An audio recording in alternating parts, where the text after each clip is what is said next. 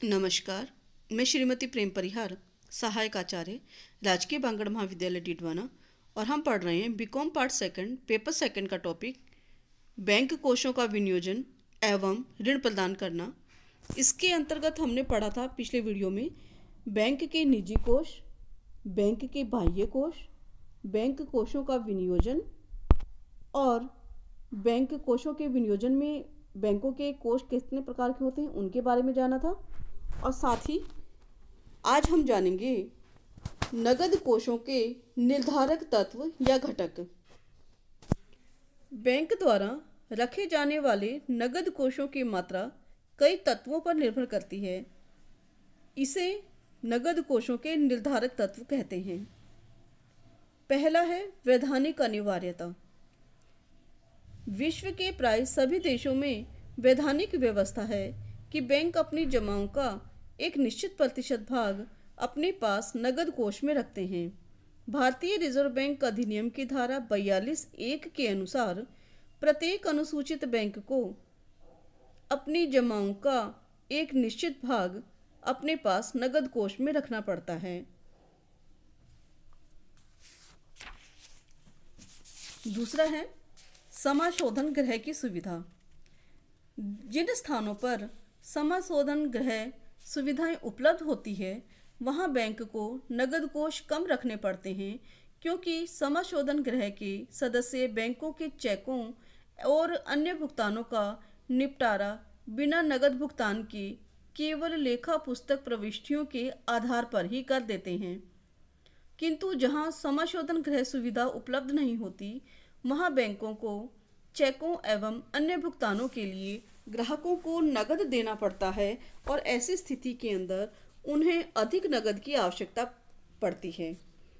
स्पष्ट है कि समाशोधन गृह सुविधा वाले स्थानों पर नगद कोष कम अथवा न के बराबर रखने पड़ते हैं, लेकिन जहां समाशोधन गृह की सुविधा नहीं होती है वहां नगद कोष बैंकों को अधिक रखने पड़ते हैं।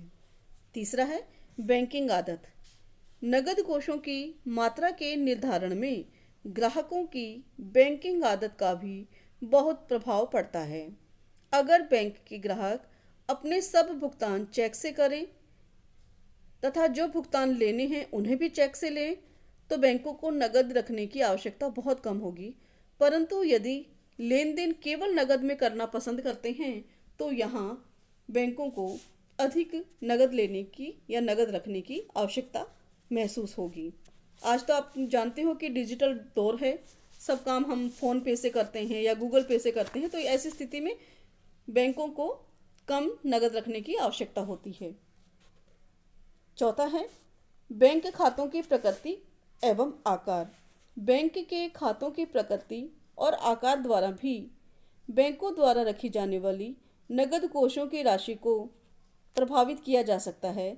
यदि बैंक में बचत खातों और चालू खातों की संख्या अधिक हो तो प्रत्येक माह के प्रथम सप्ताह में बैंक को बहुत अधिक नगद कोषों की जरूरत पड़ेगी, जबकि इन खातों की संख्या कम होने पर नगद कोषों की राशि भी कम ही रखी जाएगी।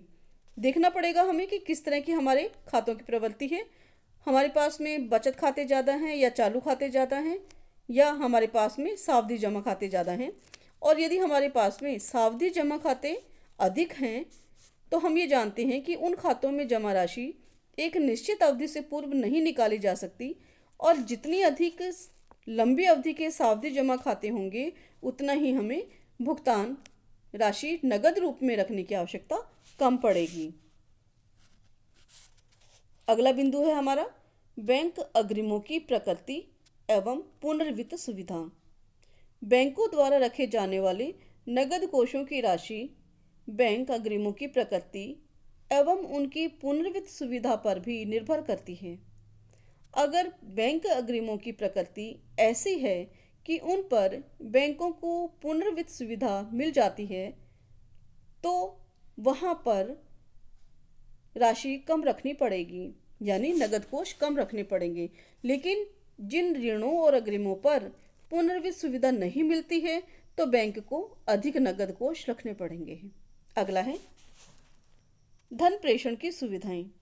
जिन स्थानों के लिए धन प्रेषण की शीघ्र एवं सस्ती सुविधाएं उपलब्ध होती हैं, वहां बैंकों को आवश्यकता पड़ने पर धनराशि शीघ्र एवं कम व्यय से प्राप्त होने में सुविधा रहती है। अतः कम नगद कोषों से भी काम चल जाता है, किंतु जहां ये सुविधाएं उपलब्ध नहीं होती हैं, वहां अधिक नगद कोष रखने पड़ते हैं।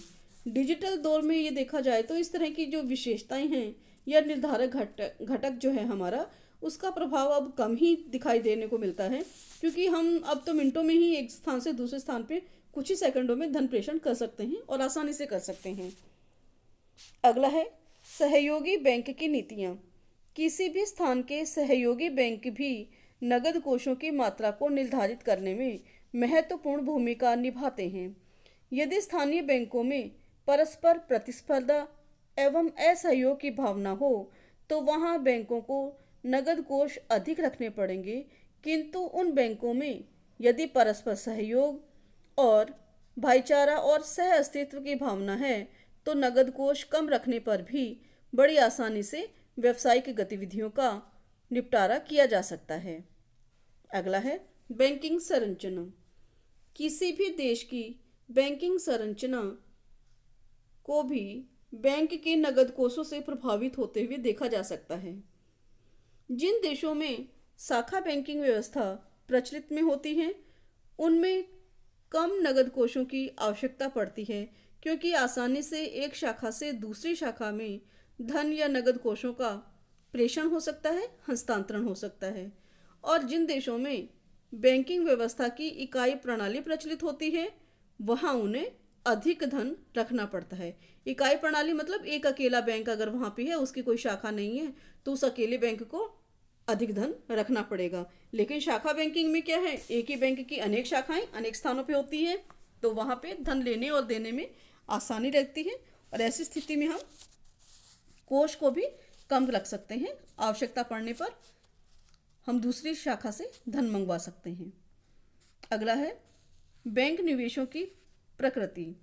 यदि बैंक के अधिकतर निवेश या विनियोग तरल संपत्तियों में हो जिन्हें बैंक तत्काल नगद कोषों में बदल सकता है, जैसे कि हमारे सरकारी कोषागार, विपत्र अथवा प्रथम श्रेणी की प्रतिभूतियां, तो ऐसे बैंक को नगद कोष कम रखना पड़ेगा।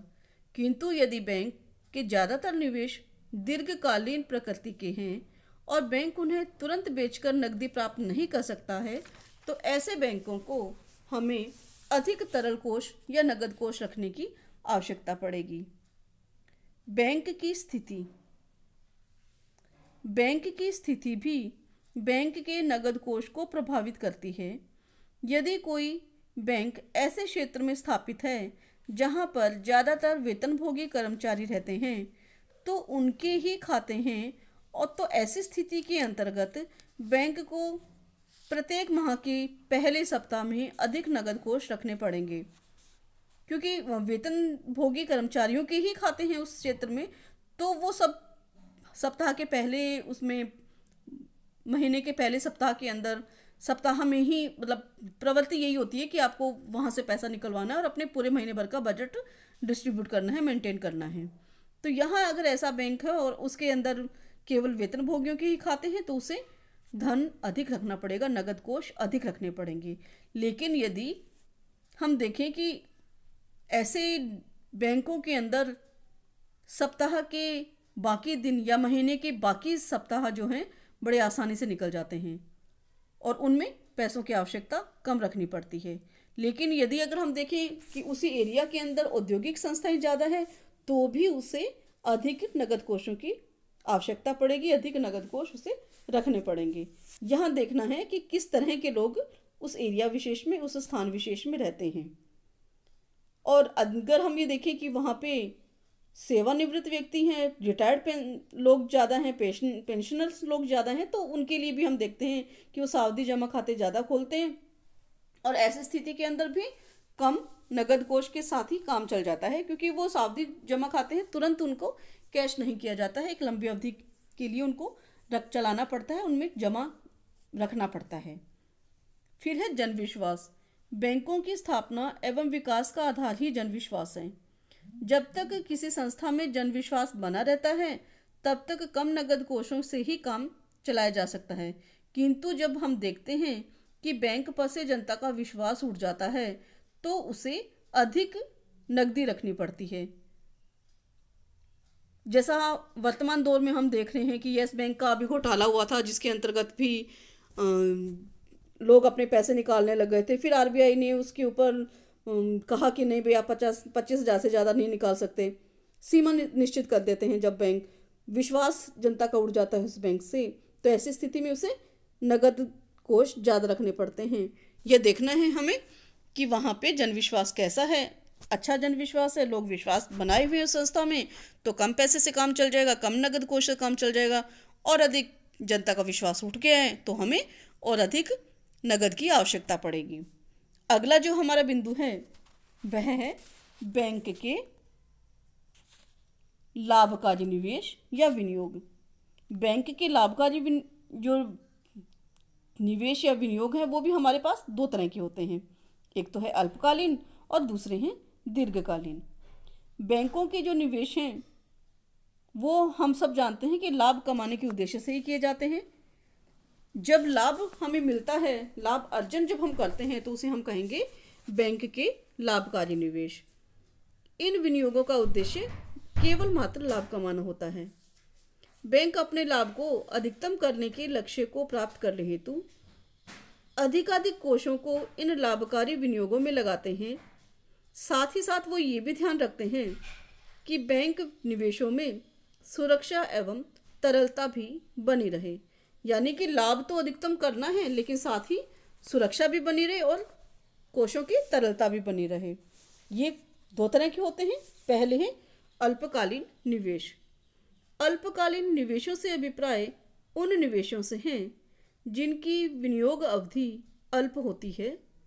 इसके अंतर्गत याचना राशि, व्यापारिक बिलों का क्रय अथवा कटौती, कोषागार विपत्र, ट्रेजरी बिल्स जिसे हम कहते हैं। कोषागार विपत्र थोड़ा मुश्किल है आपको बार बार याद रखने के लिए, आसानी से हम कहते हैं ट्रेजरी बिल्स। क्वेश्चन कई बार पूछ लिया जाता है कि कौन से ये अल्पकालीन निवेश होते हैं, तो आप इनको याद रखिएगा कि याचना राशि, व्यापारिक बिलों का क्रय अथवा कटौती, कोषागार विपत्र, ये जो है हमारे अल्पकालीन निवेश होते हैं। और इनकी अवधि कितनी होती है? 3 से 4 महीने की होती है। और इसमें जो धन लगाया जाता है वह सुरक्षा और तरलता के हिसाब से बहुत ही महत्वपूर्ण होता है कि इन चीज़ों के अंदर, यानी इन तीनों के अंदर अगर हम धन लगाते हैं तो बहुत ही सुरक्षित रहता है और तरल होता है। यानी कि जब हम चाहें तब इन बिलों को बेच सकते हैं, ट्रेजरी बिल्स को बेच सकते हैं, याचना राशि को तुरंत वापस ले सकते हैं। तो ये हमारी अल्पकालीन निवेश है। कई बार 2 नंबर का क्वेश्चन पूछा जाता है इसमें। दूसरा है हमारा दीर्घकालीन निवेश। दीर्घकालीन निवेशों की जो अवधि है वह लगभग 5 वर्ष से 20 वर्ष या इससे भी अधिक की हो सकती है। इसके अंतर्गत सरकारी प्रतिभूतियां और अर्ध सरकारी प्रतिभूतियां तथा औद्योगिक एवं व्यापारिक प्रतिभूतियों को शामिल किया जाता है। ऐसे निवेशों में प्राय सुरक्षा तथा तरलता कम, लेकिन आय और लाभ अर्जन क्षमता अधिक होती है। बैंकों को अपने इन दोनों प्रकार के निवेशों में इस प्रकार समन्वय बैठाने की आवश्यकता पड़ती है कि बैंक को अपने निवेश में पर्याप्त तरलता और सुरक्षा भी बनी रहे। अधिक लाभ अर्जन का अवसर भी मिलता है इस तरह के विनियोगों से। बैंकों को इसके लिए निवेश के सिद्धांतों का पालन करना अनिवार्य होता है। निवेश के कौन कौन से सिद्धांत हैं उसके बारे में हम इसी टॉपिक में आगे जानेंगे, लेकिन उनकी पालना करना बहुत ज़रूरी है। कहीं ऐसा नहीं हो कि अधिक लाभ कमाने के चक्कर में हम हमारा पैसा ही डुबा दें। आजकल आप पढ़ते होंगे अखबारों में भी कि लोग बैंक से लोन लेते हैं और वापस नहीं चुकाते हैं, फॉरेन चले जाते हैं या अपने आप को दिवालिया घोषित कर देते हैं। तो ऐसी स्थिति में बैंक का जो दीर्घकालीन निवेश हैं वो बड़ी मात्रा में एनपीए घोषित हो जाते हैं। और जब बड़ी मात्रा में एनपीए हो जाता है, नॉन परफॉर्मिंग एसेट्स के रूप में अगर हो जाती हैं हमारी राशि, तो बैंक को घाटा लगता है और बैंक की संभावनाएं बंद होने की बढ़ जाती है। तो हमें ये देखना है कि बैंक के लाभकारी निवेशों के अंदर वह उन निवेश के सिद्धांतों की पालना करता है तो उसकी स्थिति मजबूत रहेगी। अगर वह सिद्धांतों की पालना नहीं करता है तो उसकी स्थिति डामाडोल हो जाएगी। ये हम हमारे इसी टॉपिक के अंदर पढ़ेंगे।